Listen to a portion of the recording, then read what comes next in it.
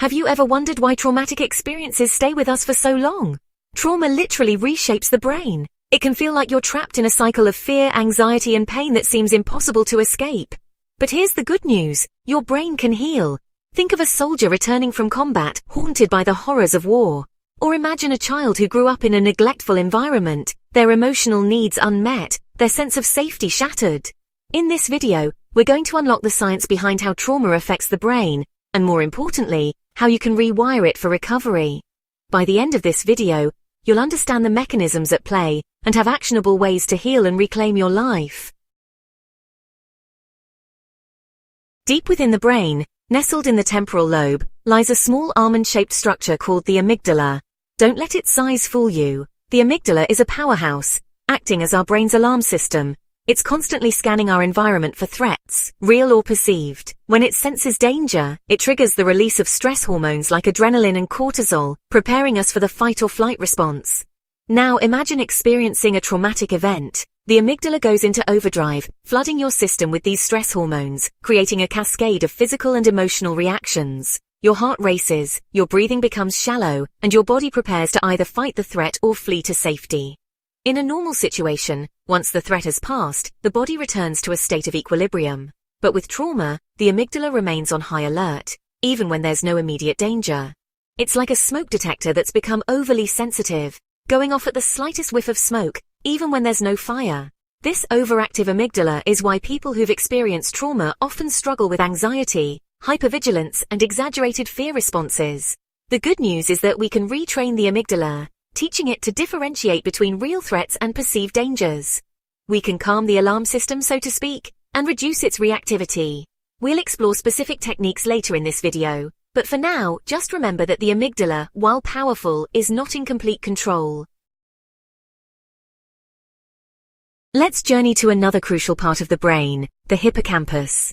This seahorse-shaped structure, located deep within the temporal lobe, plays a vital role in memory consolidation, the process of converting short-term memories into long-term ones. It helps us learn, navigate our environment, and form a cohesive narrative of our lives. Trauma, however, can disrupt the hippocampus's normal functioning. Imagine the hippocampus as a librarian, meticulously organizing books, memories on shelves. Trauma is like an earthquake, shaking those shelves, causing books to fall and land in a jumbled mess. This disruption explains why people who've experienced trauma often have difficulty with memory recall. They might struggle to remember details of the traumatic event itself, or their memories might be fragmented and disorganized. Trauma can also shrink the hippocampus, literally reducing its volume. But here's the hopeful part. The hippocampus, like other areas of the brain, is capable of neurogenesis, the formation of new brain cells. With the right tools and support, we can help the hippocampus heal, improve memory function, and create a more coherent sense of self. Now, let's move to the front of the brain, to the prefrontal cortex, the CEO of the brain, responsible for executive function, decision-making, emotional regulation, and impulse control. It's the part of us that helps us think clearly, make sound judgments, and navigate the world with a sense of calm and composure. Trauma, unfortunately, can significantly impair the prefrontal cortex's ability to do its job effectively. Imagine the prefrontal cortex as a conductor of an orchestra, ensuring all the instruments are playing in harmony. Trauma is like a sudden blast of noise, disrupting the conductor's rhythm, throwing the orchestra into disarray. This hijacking is why people struggling with trauma often experience difficulty with emotional regulation, impulse control, and rational thought. The good news: we can strengthen the prefrontal cortex, helping it regain control and restore harmony to the brain's orchestra. Specific therapeutic techniques, mindfulness practices, and lifestyle changes can enhance prefrontal cortex activity, improving emotional regulation, impulse control.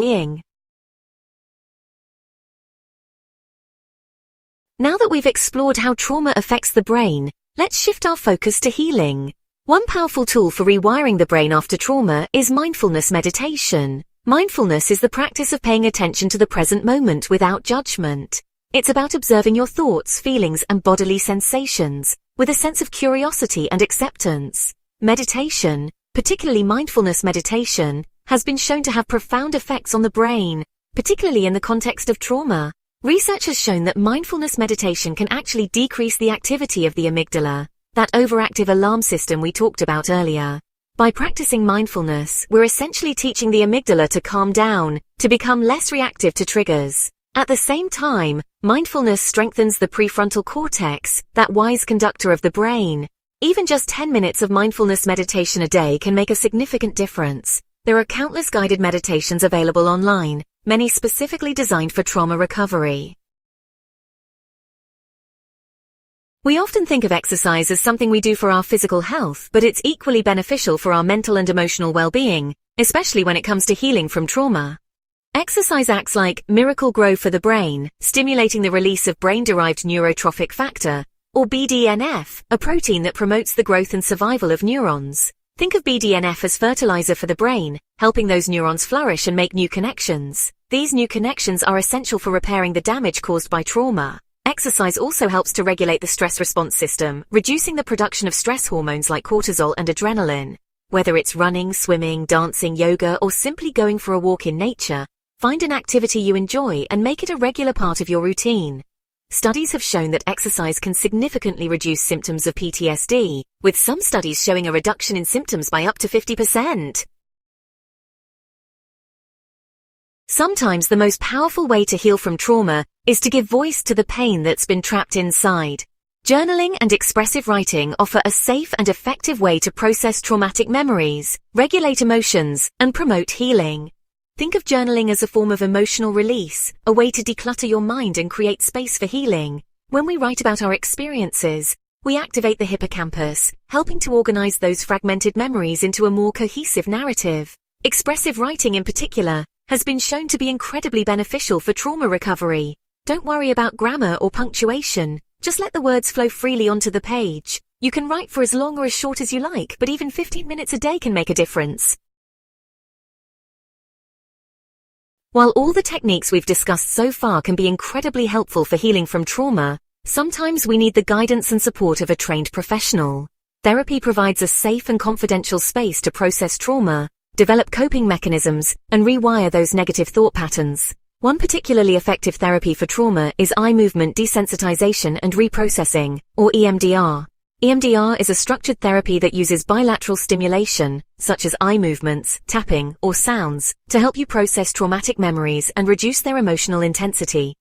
Through the process of bilateral stimulation, EMDR helps to reprocess those memories, moving them from a state of emotional rawness to a place of greater peace and resolution. If you're struggling with trauma, know that you don't have to go through this alone. Seeking professional help can provide you with the tools and support you need to heal and move forward. Trauma often thrives in isolation. It can make us feel disconnected, alone, and unworthy of love and connection. But here's the incredible thing about the human brain. It's wired for connection. We are social creatures, and our brains thrive when we feel a sense of belonging and support. Connecting with others, especially those who have experienced similar traumas, can be incredibly healing. When we share our stories, we break down the walls of isolation and shame, reminding ourselves that we're not alone in our pain. Social connection also releases oxytocin, often called the cuddle hormone or the love hormone. Oxytocin has powerful anti-stress effects, reducing cortisol levels and promoting feelings of calm, safety, and well-being. So if you're healing from trauma, make it a priority to nurture your social connections. Healing from trauma is possible. It takes time, courage, and often professional support. But your brain is incredibly adaptable, capable of remarkable healing and growth. Remember, every small step you take, whether it's practicing mindfulness, moving your body, connecting with others, or seeking professional help, creates new neural pathways, leading you further down the path of recovery. If you found this video helpful, please subscribe for more science-backed mental health insights. Remember, you are not alone on this journey.